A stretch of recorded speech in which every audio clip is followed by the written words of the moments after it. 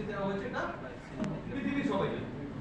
তো Bangladesh cricket board বাংলাদেশের একটা বিশ্বকাপ ফেলিওর, যে ওয়ার্ল্ড কাপটাকে কেন্দ্র করে এত এক্সপেকটেশন ছিল, সেই ফেলিওরের জন্য একটা কমিটি করেছে, কমিটি রিপোর্ট দিয়েছে, সেই রিপোর্টটা বাংলাদেশের মানুষ জানে না। এটা কি কোনোভাবে আপনি লজিক্যাল মনে করেন কিনা? নাম্বার 1, একদমই ইললজিক্যাল। একদমই ইললজিক্যাল। ওকে, দ্বিতীয় যে পয়েন্ট সেটা হচ্ছে এই রিপোর্টটা আপনি দেখার পর পাবলিশ করবেন কিনা। যেহেতু আপনি নিজেও মনে করেন ইললজিক্যাল, আমরা সবাই মনে করি ইললজিক্যাল, দলটা আমাদের সবার ব্যর্থতার দায় কাজ, সেটা আমাদের জানার অধিকার রয়েছে। তো এটা আপনি প্রকাশ করবেন কিনা, এটা আমার প্রথম প্রশ্ন। আমার মনে হয় এটা আমি প্রকাশ করবো, বিকজ এটা আমি পার্ট না, সো এটা আমার প্রকাশ করতে কোনো অসুবিধা নাই।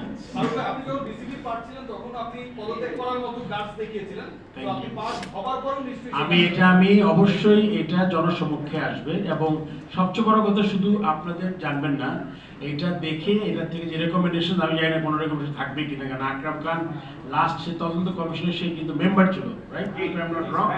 সে যখন এটা জনসমক্ষে দেখতে চায়, সো আমি তো তাহলে মানে অবশ্যই দেখতে চাই, এবং এটা দেখে আমি কাজ করতে চাই। আমার সেকেন্ড কোশ্চেন, আপনি আজকে সংবাদ সম্মেলনের মাঝপথে বলেছেন যে আপনার কেবল 7 দিন হয়েছে, অনেক কিছু যেন আমরা এক্সপেক্ট না করি, বাট এই 7 দিনের মধ্যে একটা স্টেডিয়ামের কার্যক্রম যেটা নিয়ে তর্ক আলোচনা বিতর্ক হয়েছে, এটা আপনি অফ করে রেখেছেন আপনার বোর্ড।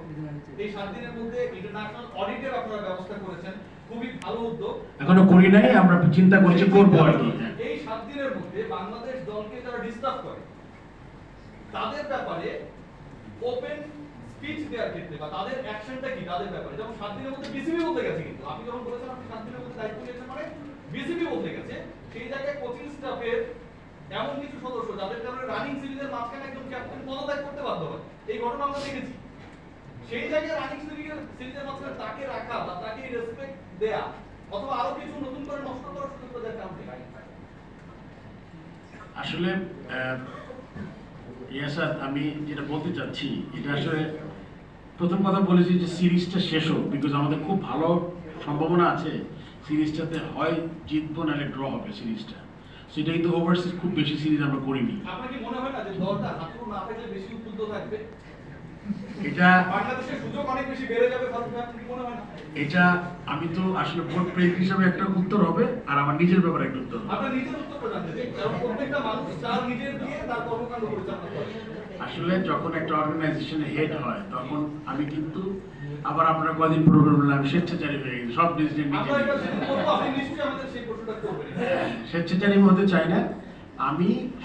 আমি যেটা কাজটা আমি আমি আমার কাজের ধরন আপনারা যে জানেন, স্পেশালি ইউ অ্যান্ড যারা জানেন, অনেক ইয়াং ফেস দেখতেছি আমি, বাট যারা জানে তারা কিন্তু এটা রেস্ট অ্যাসিওর থাকেন, আমার কাজের ধরন আগে যেরকম ছিল এখন ওইরকমই আছে, এবং ওইটা আমি ফলো করব।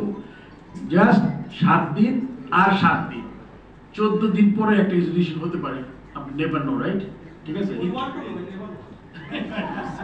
বললাম তো, ঠিক আছে।